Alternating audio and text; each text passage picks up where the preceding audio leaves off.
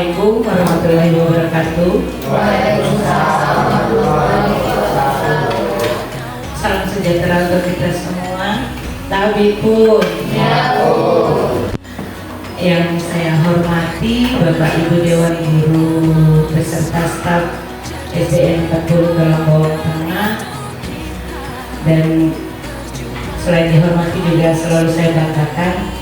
Alhamdulillahirrahmanirrahim, alhamdulillahirrahmanirrahim atas nikmat Allah yang telah dilimpahkan kepada kita semua, sehingga pada hari yang cerah ini kita dapat berkumpul dalam sosialisasi penyebaran pemahaman dan penerapan pengalaman. Ini merupakan salah satu dalam keadaan sehat tanpa kurang suatu apapun. Sosialisasi ini merupakan salah satu tugas pada modul 1.4 saya sebagai calon guru penggerak angkatan 9 perwakilan dari SD 40 Kalambawang Tengah ini. Lalu yang kedua kalinya, salawat serta salam selalu kita sanjung agungkan kehadiran Nabi Agung, Nabi besar kita, Nabi junjungan kita, Nabi Muhammad SAW, yang sama-sama kita nantikan syafaatnya kelak di yaumil qiyamah. Di sini saya mengucapkan banyak terima kasih atas kesempatannya, atas waktunya Bapak Ibu semuanya bisa hadir di ruangan ini, membantu saya dalam mensosialisasikan pemahaman, untuk menyebarkan pemahaman dan penerapan pengalaman dalam disiplin positif. Sebelum saya memulainya, saya tes semangatnya dulu. Ini kayaknya agak manyun-manyun karena cuaca yang sangat cerah. Iya.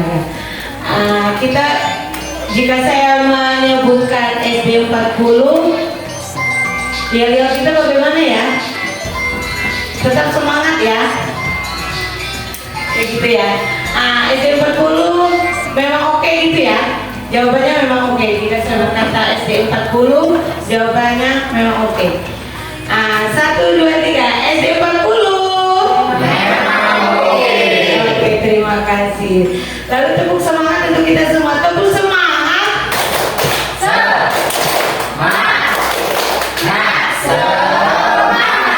Oke, terima kasih semuanya. Semoga dengan tepuk semangat ini kita semua bersemangat dalam menerima sosialisasi tentang penyebaran pemahaman dan penerapan pengalaman dalam disiplin positif. Sebenarnya sebelum Ibu melanjutkan ke materi yang akan disampaikan, apa sih yang terbesit pada Bapak Ibu semuanya jika sudah mendengar kata budaya positif? Apa itu budaya positif? Kira-kira ada nggak yang sudah, apa yang ada di pikiran jika Ibu mendengar Ibu dari tadi berkata budaya positif, disiplin positif? Apa itu? Ada yang bisa membantu untuk menjawab?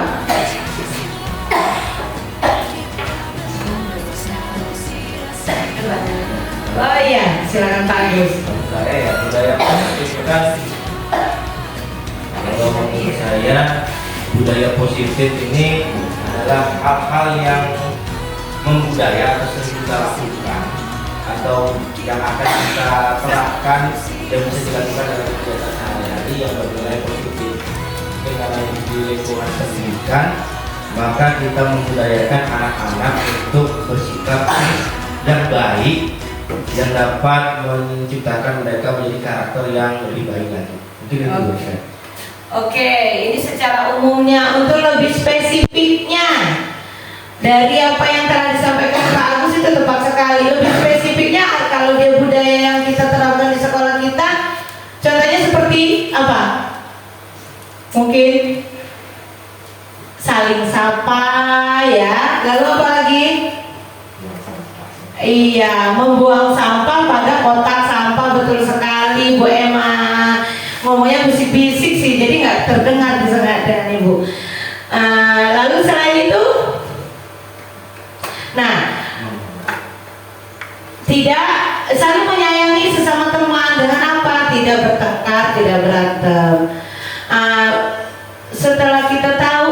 budaya positif secara singkatnya, perlu nggak kira-kira budaya positif itu diterapkan di SD 40? Perlu ya? Perlu. Bahkan sangat penting. Jadi tugas kita di sini adalah kita sebagai guru bukan hanya perlu tahu saja, tetapi kita sebagai seorang guru wajib atau memiliki tanggung jawab terhadap anak-anak untuk menyebarkan budaya positif tersebut, membiasakan budaya positif tersebut. Karena apa? Budaya positif itu akan memicu kepada pembentukan karakter murid kita, sehingga murid-murid kita akan menjadi murid yang lebih bertanggung jawab, lalu lebih mandiri, begitu ya, berakhlak mulia, berbudi pekerti luhur, sehingga apa yang menjadi filosofinya Ki Hajar Dewantara dan profil pelajar Pancasila akan dicapai oleh SD kita. Amin ya rabbal alamin. Lalu setelah itu ibu akan ke selamat datang para guru-guru hebat ibu. Betul sekali, karena ini adalah guru-guru hebatnya SD 40 Tulungagung Tengah yang telah akan menerapkan budaya positif ini dan menyebarkan kepada anak-anak. Mari belajar bersama, kita berkolaborasi, saling mendukung demi terwujudnya disiplin positif di sekolah kita tercinta ini. Jadi harapan terbesar ibu dengan adanya penyebaran pemahaman tentang penerapan dan pengalaman di budaya positif ini, kita bisa berkolaborasi. Ibu di sini menyampaikan, lalu Bapak Ibu semua mengetahuinya, setelah mengetahuinya memahaminya, lalu setelah itu kita terapkan, kita sebarkan ke anak didik kita. Dengan apa? Itu tadi pembiasaan, dan nanti ada tahapannya, yaitu salah satu caranya apa itu kita menerapkan budaya positif. Kita membuat keyakinan dengan anak-anak, membuat keyakinan di kelas kita masing-masing. Nanti ada materinya. Lanjut Pak. Lalu konsep inti yang ada pada budaya positif, ya, konsep inti yang ada pada budaya positif ini ada perubahan paradigma belajar. Lalu yang kedua, disiplin positif yang sudah kita sebutkan tadi, kebutuhan dasar manusia, lalu memotivasi perilaku manusia, posisi kontrol restitusi, keyakinan kelas yang salah satu ibu sebutkan tadi, serta segitiga restitusi. Yang pertama sendiri, kenapa kok harus perubahan paradigma? Karena apa? Yang kita pikirkan harus kita rubah dulu, yang kebiasaan lama yang memang sudah mungkin bertahun-tahun tertanam bahwa kita menganggap bahwa apa yang sudah kita lakukan ke anak itu sudah benar. Tapi ternyata setelah ibu belajar pada guru penggerak ini, adanya filosofi Ki Hajar Dewantara, ternyata ibu sendiri berpikir setelah mempelajari ini, benar-benar paradigma kita yang mau kita rubah. Paradigma dalam belajar kita yang ingin kita rubah. Dari mana paradigma itu? Itu muncul dari diri kita sendiri, Bapak Ibu. Dari diri kita sendiri. Mungkin sebelum ibu lebih lanjut ke perubahan paradigma, mungkin pernah nggak mendengar istilah pembelajaran berpusat pada guru dan pembelajaran yang berpusat pada murid, gitu.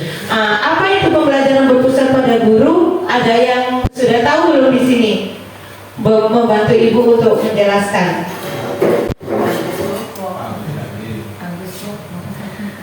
Coba, ada nggak yang bisa menjelaskan pembelajaran berpusat pada guru? Pak Arti bisa membantu?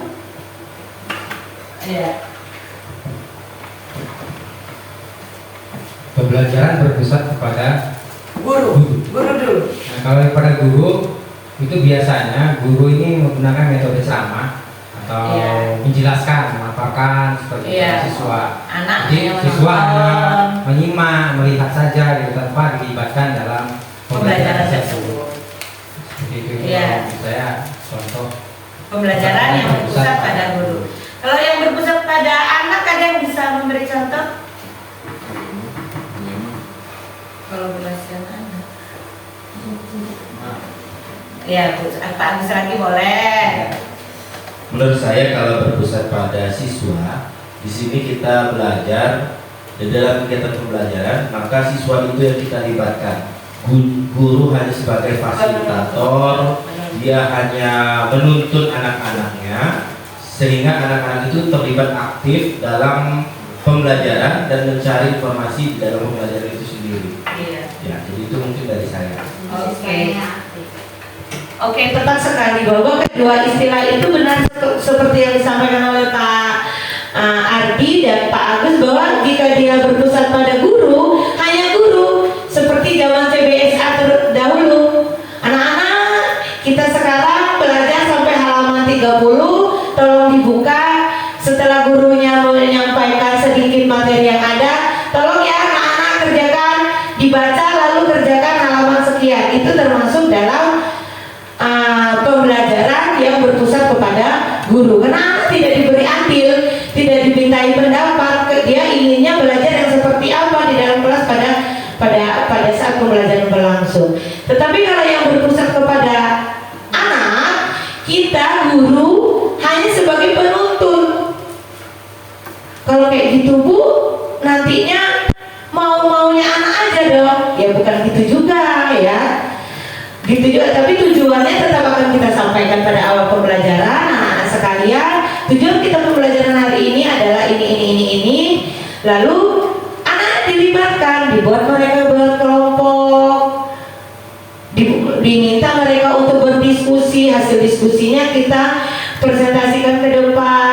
Lalu tugas kita sebagai seorang guru dari materi yang telah didiskusikan dan dipresentasikan, kita menyimpulkan, merefleksi hasil kerja anak tersebut. Tapi Ibu merasa kalau di SD 40 semuanya sudah menggunakan pembelajaran yang berpusat kepada anak ya. Kira-kira udah berpusat kepada anak semua belum ini?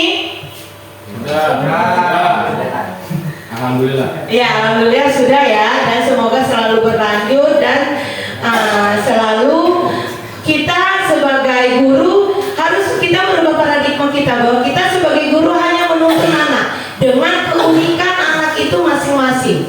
Itu yang selalu apalagi pada IKM ini kita benar-benar yang kita nikmati adalah prosesnya. Jadi si pintar membaca, dia unggul pada saat membaca, belum tentu dia saat berhitung. Jadi keunikan anak-anak itu memang punya keunikan anak tersendiri. Itu maksud dalam merubah paradigma, bahwa kita buang paradigma lama yang saya seorang guru saya selalu benar, itu tolong kita buang sama-sama di sini. Lalu yang kedua, disiplin positif. Tadi paradigma Pak belum kita kupas.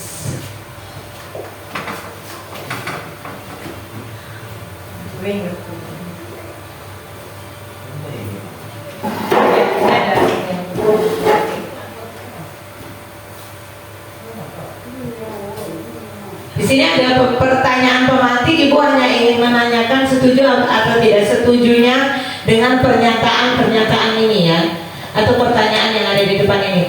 Hukuman dapat mendisiplinkan anak, benar atau salah? Setuju atau tidak Bapak Ibu? Hukuman itu berupa yang mendidik. Oh ya, hukumannya boleh, tetapi yang mendidik oke. Pemberian hukuman dengan hal positif seperti yang disampaikan Bu Parti tadi, seperti membaca atau membersihkan halaman sekolah, dapat meningkatkan disiplin anak. Setuju. Oh setuju, oke. Memberikan penghargaan dapat meningkatkan motivasi belajar. Setuju. Iya benar, karena daripada kita suruh dia lari lapangan, Iya, betul. tapi sebenarnya kalau lari lapangan masih kita dapat bahwa apa tujuan kita agar jasmaninya sehat ya. Nah, tapi dalam nantinya kita akan kembali ke segitiga restitusi, akan tersampaikan bahwa dalam memberikan hukuman ini benar-benar dengan bahasa dan ada rutenya lah, ada tahapannya. Kita menstabilkan identitas dulu, dan sehingga nanti ujung-ujungnya kita menanyakan keyakinan kelas. Memberi penghargaan. Oke, lanjut Pak. Apa Pak? Lanjut. Begitu. Jadi kita menilai dalam proses pembelajaran itu sesuai dengan kebutuhan anak. Kita harus sudah bisa memeta-metakannya. Itu yang dimaksud dengan paradigma baru di sini.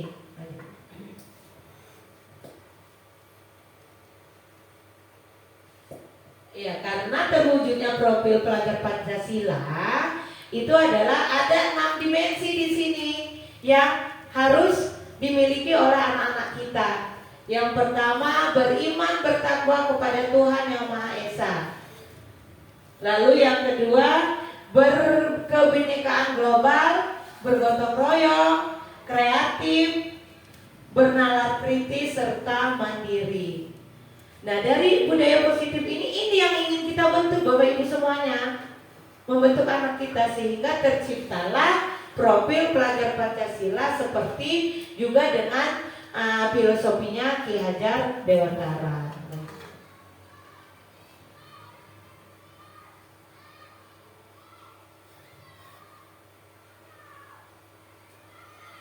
Nah, di sini dalam merubah paradigma ada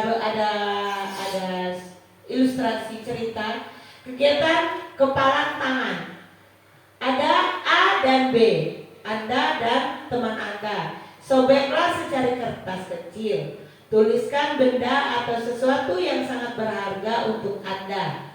Letakkan di salah satu tangan Anda dan genggam benda atau sesuatu tersebut dengan segala daya.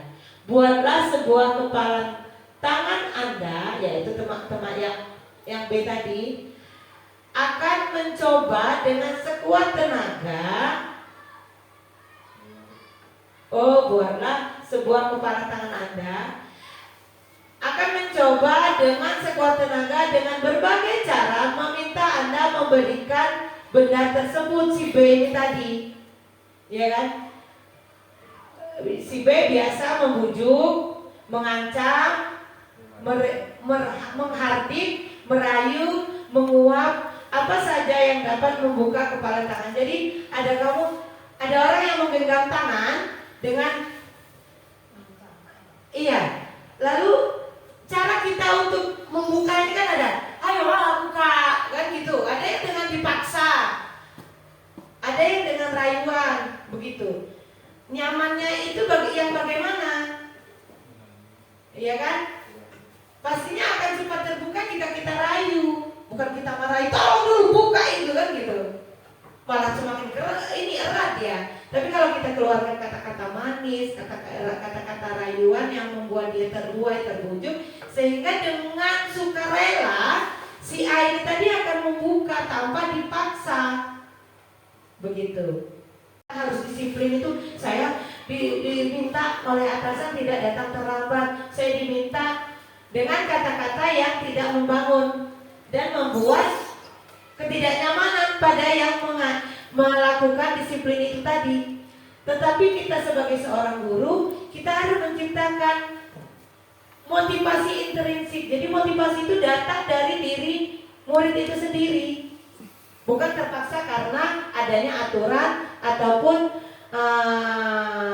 kesepakatan yang sudah dibuat oleh satu arah. Begitu disiplinnya, maksudnya seperti itu. Oke, lanjut. Nilai-nilai kebijakan universal. Nilai-nilai kebijakan adalah sifat positif manusia yang merupakan tujuan mulia yang ingin dicapai setiap individu. Nilai tersebut bersifat universal dan lintas bahasa, suku, bangsa, agama maupun latar belakang. Nilai-nilai kebijakan yang ingin dicapai oleh setiap anak Indonesia kita kenal dengan profil pelajar Pancasila tadi, yaitu beriman dan bertakwa kepada Tuhan Yang Maha Esa dan berakhlak mulia, bernalar kritis serta berkebenekaan global dan gotong royong gotong royong itu tadi, serta mandiri itu tadi ya. Kebutuhan dasar manusia ini yang perlu kita ketahui semua. Semua manusia memiliki kebutuhan dasar, yaitu bertahan hidup, mendapatkan kasih sayang dan rasa diterima, penguasaan, kebebasan dan kesenangan. Jadi kita harus menciptakan, harus tahu kebutuhan dasar anak kita itu apa. Ini sebenarnya yang mereka butuhkan.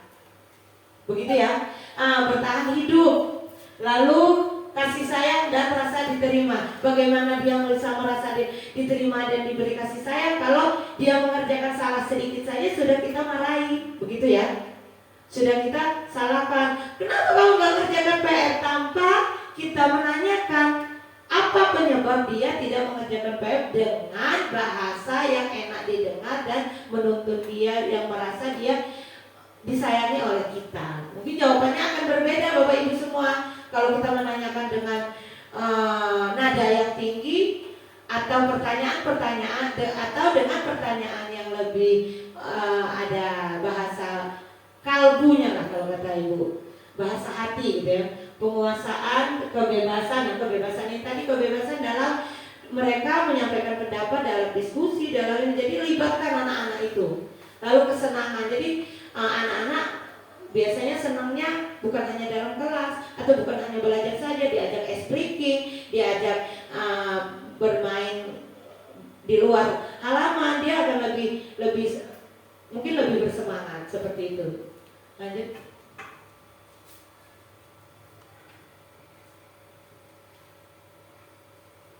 Motivasi perilaku manusia. Motivasi merupakan dorongan yang timbul pada diri seseorang secara sadar dan tidak sadar untuk melakukan sesuatu tindakan dengan tujuan tertentu. 1. Menghargai ketidaknyamanan dan hukuman. Murid melakukan disiplin diri karena tidak takut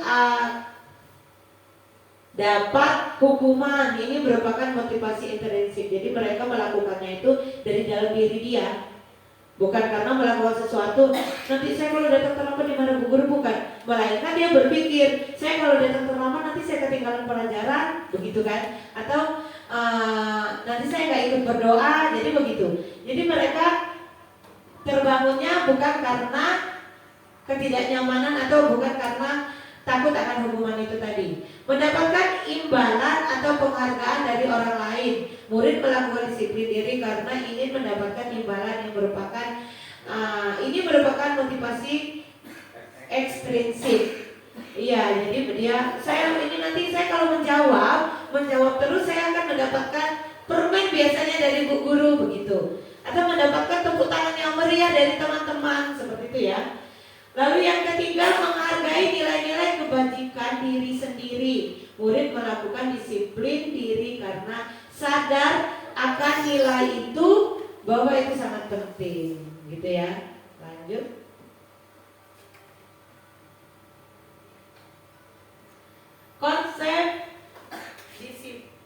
Konsep disiplin dengan identitas gagal. Nah, di sini nanti jumpa semua. Jadi kita supaya membedakan antara hukuman dan penghargaan. Nah ini, hukuman menyakitkan.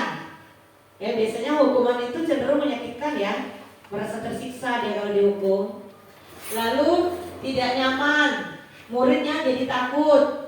Kita seorang guru menjadi tukang maksa ya, memaksa, mengikuti kemauan kita. Murid menyembunyikan kesalahan sehingga saya nanti nggak bilang lah kalau saya terlambat karena bangun kesiangan. Biasanya sih dimarah kalau saya bilang bangunnya kesiangan, begitu. Padahal dia di rumah bukan karena itu, begitu kan? Lalu murid menjadi rendah hati. Orang saya selalu dibilang bodoh kok, saya dibilang nggak bisa apa-apa. Jadi anak selalu rendah hati jika yang kita lakukan adalah berupa hukuman. Lalu penghargaan tidak efektif identitas sukses, yaitu konsekuensi. Kalau konsekuensi mengantarkan anak pada jangka pendek.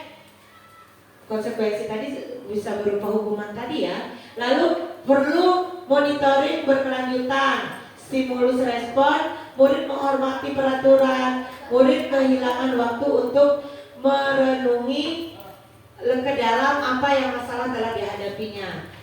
Nah, berbeda dengan kalau dia udah restitusi, murid bertanggung jawab untuk perilakunya. Jadi dia merasa bertanggung jawab, saya salah tadi, apa yang mesti saya lakukan, gitu. Fokus pada pemecahan masalah jangka panjang. Lalu dia jika sudah melakukan kesalahan, bagaimana cara saya menebus kesalahan tersebut, itu ada kalau dia di restitusi. Murid menghormati dirinya dengan orang lain dan orang lain. Teori kontrol, dirinya memegang kontrol. Lalu kalau saya marah sekarang, berarti saya akan demikian, gitu. Jadi ada kontrol pada dirinya sendiri. Murid bersemangat memperbaiki kesalahan, karena pada restitusi ini murid lebih bersemangat. Jadi bukan takut lagi, tapi dia bersemangat tidak melakukan kesalahan yang telah dilakukan. Tetap semangat.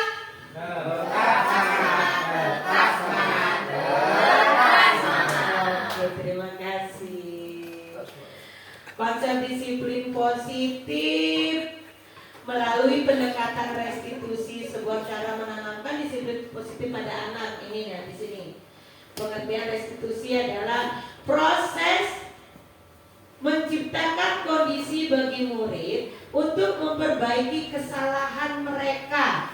Ya, restitusi itu tadi. Proses menciptakan kondisi bagi murid untuk memperbaiki kesalahan mereka, sehingga mereka bisa kembali pada kelompok mereka dengan karakter yang lebih kuat, gitu ya. Jadi prosesnya. Lalu kita ke perbedaan. Contoh kasus siswa sering datang terlambat. Hukumannya biasanya kalau kita sistemnya menghukum, guru menghukum siswa mengelilingi lapangan 5 kali. Lalu guru marah dan murid menjadi takut. Kalau konsekuensinya, biasanya guru memberikan konsekuensi secara tegas dan siswa menghormati peraturan. Berbeda dengan restitusi, guru menanyakan keyakinan kelas atau keyakinan dirinya dan membantu siswa menyelesaikan masalahnya. Nanti itu akan kita lihat pada video ya Pak ya. Pada video tersebut ini, coba sama-sama kita tonton dan kita simak video ini. Guys.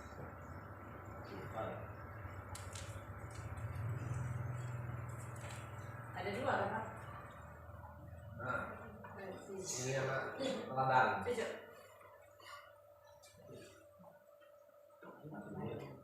Terlambat sudah 5 kali Bu.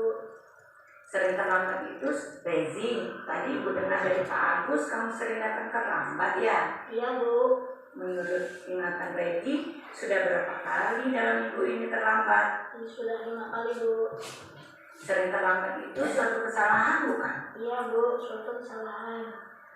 Baik Rezi, berbuat kesalahan itu manusiawi. Setiap orang pasti pernah berbuat kesalahan. Yang paling penting, kita saling bisa belajar dari kesalahan tersebut dan berusaha memperbaikinya. Setuju? Setuju Bu. Rezi, kita cari solusinya bersama ya. Iya Bu. Rezi sering datang terlambat, pasti punya alasan. Kenapa sih Rezi sering terlambat? Karena saya sering begadang Bu, sambil main HP, jadi kurang tidur. Kamu tahu keyakinan kelas yang sudah kita sepakati? Tahu Bu. Kalau terlambat datang ke sekolah sesuai dengan keyakinan kelas kita tidak? Tidak Bu. Menurut Rezi, keyakinan kelas apa yang sudah Rezi langgar? Disiplin Bu. Menurut Rezi, disiplin itu penting tidak untuk Rezi? Penting Bu, kalau membuat saya datang sekolah tepat waktu dan bisa menghargai waktu Bu. Betul, menghargai waktu itu penting dan sangat bermanfaat untuk kita. Seperti kita dapat menghargai orang-orang yang ada di sekitar. Pekerjaan menjadi tidak menumpuk dan kita dapat melatih rasa kepedulian. Iya Bu, saya menyesal sudah sering terlambat. Saya mohon maaf sudah sering terlambat. Iya Zi, sikap yang sangat baik sudah Rezi lakukan dengan cara meminta maaf. Menurut Rezi, apa yang Rezi lakukan agar tidak datang terlambat lagi ke sekolah? Saya akan tidur lebih cepat dan tidak begadang lagi agar tidak terlambat. Baik Rezi, Rezi sudah menemukan solusinya dan Ibu akan bekerja sama dengan orang tua Rezi agar Rezi tidak terlambat lagi datang ke sekolah. Baik. Sekarang silakan kembali ke kelas. Terima kasih. Coba video yang satunya juga. Dua-duanya nggak dikirim. Belum masuk ya? Sini Pak. Belum masuk. Belum. Nah, itu tadi adalah cara menyelesaikan suatu kasus dengan restitusi. Jadi Rezi merasa sadar. Lalu apa yang harus dilakukan? Bukan kita mendikte, tetapi dia yang menemukan sendiri solusinya. Oh, saya harus datang. Saya tidak bergadang agar saya tidak terlambat. Karena saya kalau terlambat, saya akan bertanggung jawab dengan teman-teman satu kelas saya. Guru kan bisa jadi gurunya tidak melanjutkan pelajaran. Begitu. Oke, kita tonton video satu lagi supaya lebih menguatkan, supaya Bapak Ibu semuanya bisa memahami atau mengetahui bagaimana cara kita menyelesaikan kasus dengan cara restitusi. Dika habis bertengkar ya dengan Dava. Iya Bu, habis kesel sih. Kenapa kesel? Dava terus mencontek hasil pekerjaan saya. Bukan hanya PR, tugas juga dicontek. Oh gitu, wajarlah jika Dika marah dan kesal. Jika Ibu ada di posisi Dika, juga pasti akan melakukan hal yang sama. Iya Bu. Lalu, apa yang Dika lakukan terhadap Dava? Saya marah-marah Bu dan memaki-maki Dava. Lalu tanpa sadar, saya menggebrak mejanya Bu. Oh begitu. Pasti Dika berbuat seperti itu ada alasannya ya. Iyalah Bu, masa saya diam saja? Saya kan sudah payah mengerjakan soal, tapi Dava malah mencontek, tidak mau berusaha sendiri. Ya, wajarlah jika kamu marah karena tidak rela hasil pekerjaanmu dicontek oleh Dava begitu saja. Ibu sangat menghargai tindakan kamu yang tidak berbuat lebih dari itu. Misalnya memukul. Sekarang coba kita pikirkan, tindakan Dika marah sampai menggebrak meja, apakah sesuai dengan keyakinan kelas kita? Tidak Bu. Menurut Dika, keyakinan kelas apa yang sudah Dika langgar? Saling menghargai antar teman Bu. Iya betul. Menurut Dika, saling menghargai antar teman itu penting tidak? Penting Bu. Baik. Kalau menurut Dika penting, jadi keyakinan apa yang harus Dika lakukan pada saat Dika sedang marah? Harus lebih sabar Bu. Dika bersedia memperbaiki masalah ini? Bersedia Bu. Apa? Contek hasil pekerjaan saya, bukan hanya PR, tugas juga dicontek. Oh gitu, wajarlah jika Dika marah dan kesal. Jika Ibu ada di posisi Dika, juga pasti akan melakukan hal yang sama. Iya Bu. Lalu, apa yang Dika lakukan terhadap Dava? Saya marah-marah Bu dan memaki-maki Dava. Lalu tanpa sadar, saya menggebrak mejanya Bu. Oh begitu. Pasti Dika berbuat seperti itu ada alasannya ya. Iyalah Bu, masa saya diam saja? Saya kan sudah payah mengerjakan soal, tapi Dava malah mencontek, tidak mau berusaha sendiri. Ya, wajarlah jika kamu marah karena tidak rela hasil pekerjaanmu dicontek oleh Dava begitu saja. Ibu sangat menghargai tindakan kamu yang tidak berbuat lebih dari itu. Misalnya memukul. Sekarang coba kita pikirkan, tindakan Dika marah sampai menggebrak meja, apakah sesuai dengan keyakinan kelas kita? Tidak Bu. Menurut Dika, keyakinan kelas apa yang sudah Dika langgar?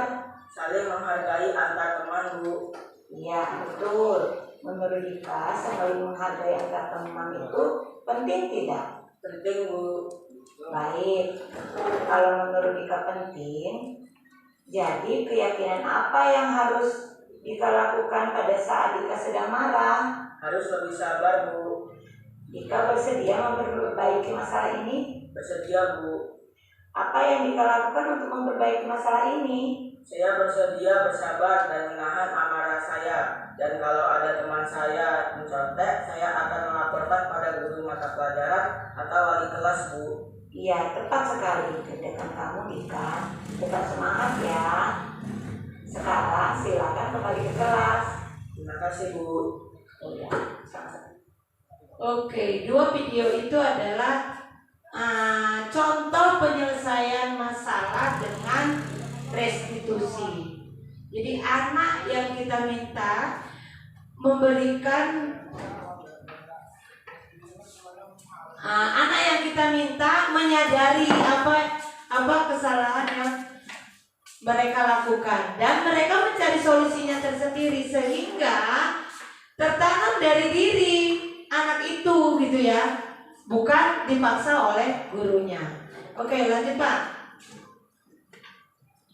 5 posisi kontrol restitusi, yaitu posisi sebagai penghukum, posisi sebagai pembuat rasa bersalah, posisi sebagai teman, posisi pemantau, dan posisi manajer.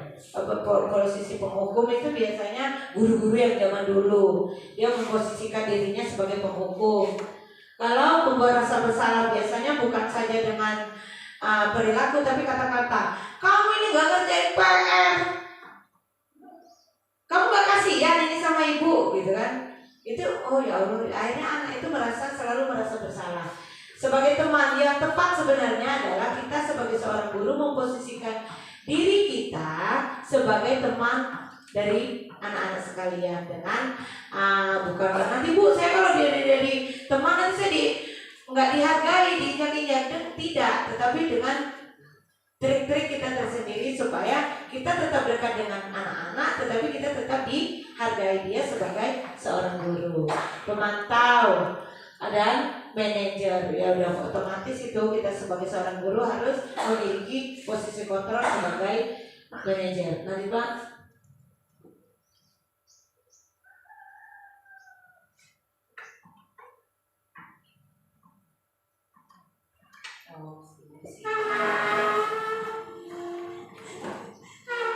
Ya, pada 5 posisi kontrol restitusi, kasus siswa dapat memakai atribut lengkap pada saat upacara bendera. Kalau kita sebagai penghukum, peraturan di sekolah atau lalu berdiri di depan barisan. Biasanya gitu karena kita sebagai penghukum, anak-anak kita berbuat barisan berbeda.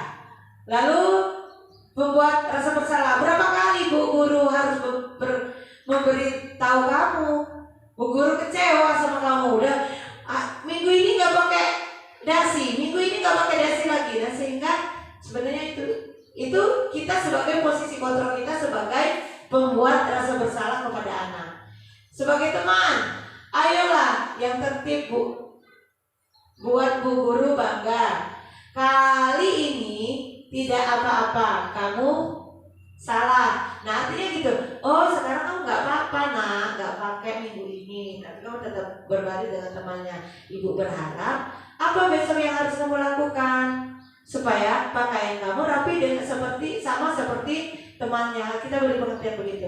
Nanti dia akan mengatakan, iya Bu, saya besok harus memakai sabuk, harus memakai sepatu hitam, harus memakai dasi, begitu. Jadi dia yang mengingatkan dirinya sendiri. Lalu sebagai pemantau, kamu salah melanggar apa peraturan dan konsekuensinya.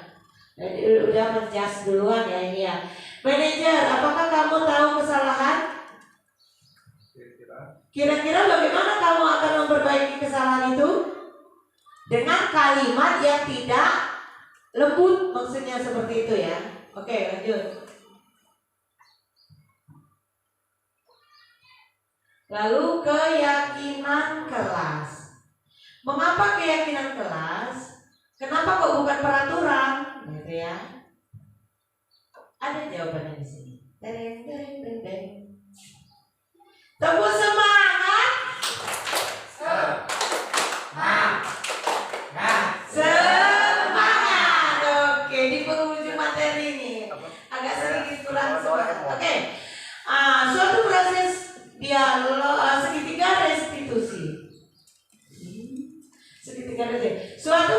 dialog yang dijalankan oleh guru agar dapat menghasilkan murid yang mandiri dan bertanggung jawab. Contohnya seperti dialog ibu tadi ya, yang pada Rezi dan Dika tadi. Ada 3 tahapan, yaitu menstabilkan identitas, validasi tindakan yang salah, menanyakan keyakinan kelas pada video Dika tadi ya. Oke, dan videonya si Rezi. Oke. Next. Oke, jadi di sini intinya kita sebagai seorang guru harus harus menerapkan dan menyebarkan budaya positif ini kepada murid kita. Sehingga apa tujuan dari kita, yaitu membentuk siswa yang berkarakter, berbudi pekerti luhur, berakhlak mulia dan bertanggung jawab sesuai dengan profil pelajar Pancasila dan filosofinya Ki Hajar Dewantara. Mungkin ini pemaparan tentang pengalaman budaya positif yang bisa saya sampaikan. Ibu berharap SD N40 Tulangbong Tengah ini bisa membudayakan, bisa menerapkan, bisa menyebarkan budaya positif ini, sehingga apa yang menjadi dimensi-dimensi yang ingin dicapai oleh profil pelajar Pancasila bisa terwujud. Ibu akhiri. Sebelum ibu akhiri kita tepuk sukses dulu deh, ya, karena alhamdulillah belajar sosialisasi pemahaman ini berjalan dengan sukses. Yo, udah tahu semua ya. Tepuk sukses. Di hatiku ada cinta, di mulutku ada doa, di tanganku ada karya. Sukses, sukses, sukses. Ya, semoga kita semua menjadi Bapak Ibu Dewan Guru yang sukses dalam membudayakan disiplin positif, sehingga membentuk siswa-siswa yang berkarakter, bertanggung jawab, berbudi pekerti luhur, dan kreatif, sehingga terciptalah profil pelajar Pancasila dan filosofi, tercapailah filosofi Ki Hajar Dewantara itu tadi. Ibu akhiri, wabillahi taufiq wal hidayah. Wassalamualaikum warahmatullahi wabarakatuh. Terima kasih.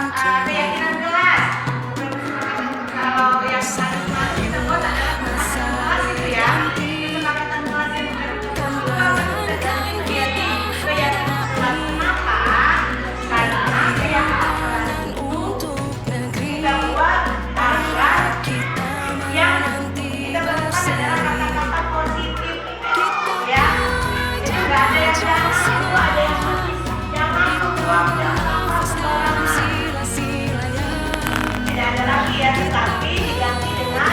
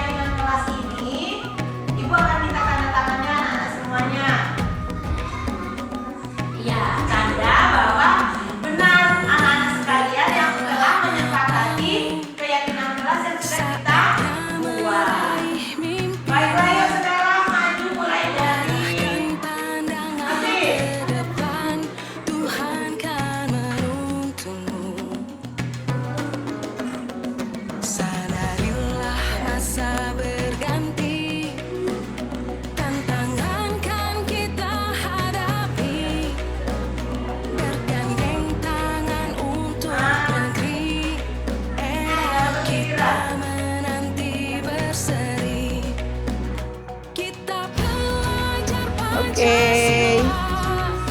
Kita bernafas dalam sila-silanya. Kita belajar Pancasila. Ayo kita jaga untuk Indonesia. Bersatu dalam perbedaan. Berpegang tangan dan berlari. Singkirkan egomu, oh kawan, demi negeri ini.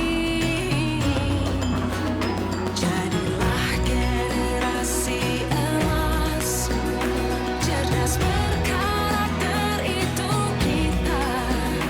Berjuang dan harus berani. Kita terus torehkan prestasi. Oke.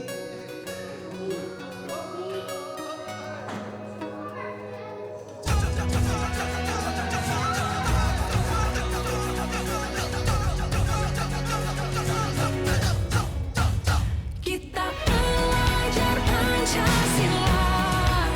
Kita bernafas dalam sila-silanya. Kita belajar Pancasila. Ayo kita jaga untuk Indonesia. Kita belajar Pancasila. Kita bernafas dalam sila-silanya. Kita belajar Pancasila. Ayo kita jaga untuk Indonesia.